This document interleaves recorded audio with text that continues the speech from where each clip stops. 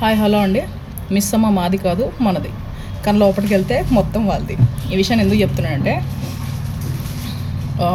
ఈరోజు నేను మిస్ అమ్మ స్టోర్కి అయితే వెళ్ళడం జరిగింది. ఎందుకంటే మా మదర్ కోసం 2 శారీస్ తీసుకుందామని చెప్పేసి మిస్ అమ్మ స్టోర్లోనే తీసుకుందాము అని పర్టికులర్గా వెళ్ళాను. బేసిక్గా నేను సౌత్ ఇండియా షాపింగ్ మాల్ అక్కడిక్కడ తీసుకుంటూ ఉంటాను. సో నాకు బిజినెస్ ఉంది కానీ బట్ నా శారీ బిజినెస్ కాదు. సో మిస్ అమ్మ అంటే దిలీప్ గారు అంటే కొంచెం నాకు రెస్పెక్ట్తో ఆయన వీడియోస్ ఆయన చెప్పే మాటలు ఉమెన్స్ గురించి బాగా చెప్తాడు. అండ్ ఇంకోటి ఏంటంటే కొంచెం సపోర్టింగ్గా మాట్లాడతాడు. సో ఆ ఇంటెన్షన్తో దిలీప్ అన్న కోసం మాత్రమే అన్న స్టోర్లో డెఫినెట్గా తీసుకోవాలి, అన్న చెప్తున్నాడు కదా ఎప్పుడు వెళ్ళలేదు అని ఫస్ట్ టైం నేను వెళ్ళడం అయితే జరిగింది. సో మదర్ కోసం 2 శారీస్ అయితే తీసుకున్నాను. ఒకసారి చూడండి, ఇది మిస్ అమ్మ కవరే కదా, ఓకేనా. అండ్ 935 రూపీస్ అండి, అదే 90% ఆఫ్ ఉంది కదా, ఓకేనా. సో 2 శారీస్ అయితే తీసుకున్నాను నేను ఇందులో. నాకు ఇందులో ఈ బ్యూటిఫుల్ శారీ నచ్చిందండి, మా మదర్ కోసం తీసుకున్నాను,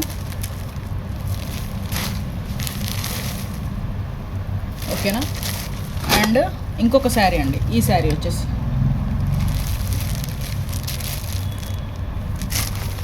ఈ శారీలో మాత్రమే ఏంటంటే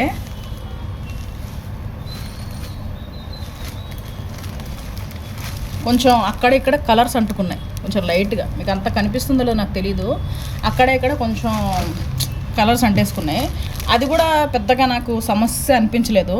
సో నేను ఈ వీడియో చేయడానికి రీజన్ ఏంటంటే ఒకటే రీజను, ఏదో ఫేమస్ అయిపోవాలి లేకపోతే ఏదో నెగిటివ్ చేయాలి అని కాదు. ఎందుకంటే నాకేదో చిన్న బియ్యపు గింజంత బిజినెస్ అయితే నాకు ఉంది. సో నాకు అంత అవసరం కూడా లేదు. నాకు దిలీప్ అన్న మీరంటే చాలా రెస్పెక్ట్, చాలా అభిమానం కూడా. ఎందుకంటే మీరు మాట్లాడే మాటలు, మీ వీడియోస్ చూసి నేను బాగా మోటివేషన్ అవుతాను. సో విషయం ఏంటంటే మీ స్టాఫ్ బిహేవియర్ నచ్చలేదు నాకు. స్టాఫ్ బిహేవియరు అస్సలు నచ్చలేదు. మాట్లాడే తీరు కానీ అసలు అక్కడ నించోని అసలు అంటే నేను అక్కడికి వెళ్ళి బాబు చీరలు చూపించండి ప్లీజ్, మీరు చూపించకపోతే నేను ఇక్కడే కొనుక్కోవాలి అన్నట్టు పరిస్థితి అయిపోయింది. అక్కడ నేను పిలుస్తున్నాను, కొంచెం వచ్చి చూపించండి ప్లీజ్, కొంచెం వచ్చి చూపించండి, అసలు ఎవరైనా ఉన్నారా లేరా.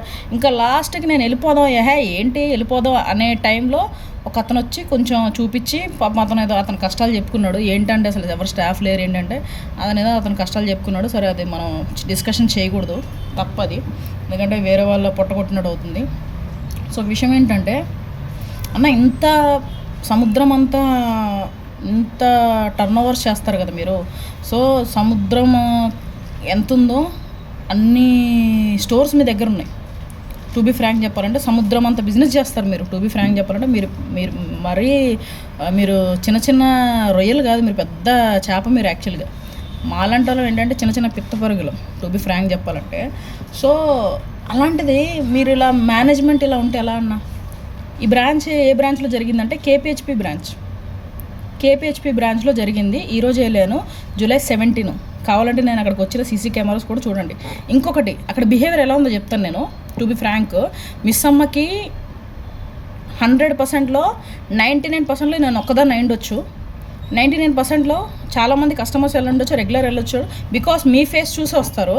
కానీ ఒకటి మాత్రం చెప్తాను, అక్కడ బిహేవియర్ ఎలా ఉందంటే మెడలో బంగారు చైన్లు వేసుకొని వచ్చి, హ్యాండ్ బ్యాగ్లు వేసుకొని వచ్చి, ఓకేనా, మంచిగా టిప్ టాప్గా రెడీ అయిన వాళ్ళకి ఒక బిహేవియర్ ఉంది. అంటే వాళ్ళు కొనరా, కొనే వాళ్ళ దగ్గరికి వెళ్ళి మంచిగా రిసీవ్ చేసుకోవాలి, వాళ్ళకి చేరేసి కూర్చోబెట్టాలి.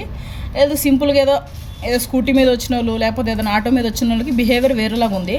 మరి ఎంతమందికి ఉందో, ఎంతమంది చెప్పారో చెప్పలేకపోయారో నాకు తెలీదు. నేను మాత్రం ఓపెన్ ఛాలెంజ్గా చెప్తున్నాను, నాకైతే మీ బిహేవియర్ నచ్చలేదన్న, ఓకేనా. బిహేవియర్ నచ్చలేదు. పెద్ద సామ్రాజ్యాన్ని సృష్టించడం వేరు, అక్కడ మేనేజ్మెంట్ని చూసుకోవడం వేరు. ఎంత కస్టమర్కి కంఫర్ట్ క్లాత్ ఇచ్చినా, ఎంత కస్టమర్కి రీజనబుల్ ప్రైస్ ఇచ్చినా సరిపోదు, ఓకేనా. ఇంకొకటి చెప్పండి, క్లారిటీగా చెప్పండి, ఇందులో ఆఫ్ ఉంది, ఇందులో ఆఫ్ లేదని చెప్పేసి.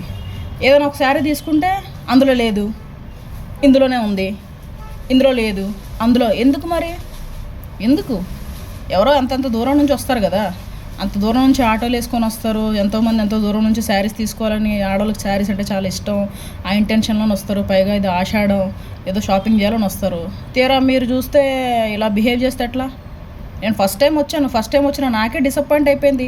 నాది చిన్న స్టోరు, నా దగ్గర ఒక్కరో ఇద్దరు స్టాఫ్ ఉంటారు, అది పక్కన పెట్టేస్తే చాలా స్మాల్ స్టోర్ నాది. కానీ ఈ రోజు వరకు కూడా నేను పెట్టి ఎక్కువ రోజులు కూడా అవ్వలేదు. ఈ రోజు వరకు కూడా నాకు వచ్చిన కస్టమర్స్ని నేను ఎప్పుడు కూడా నాకు తెలిసినంత వరకు అయితే డిసప్పాయింట్ చేసి పంపించలేదు.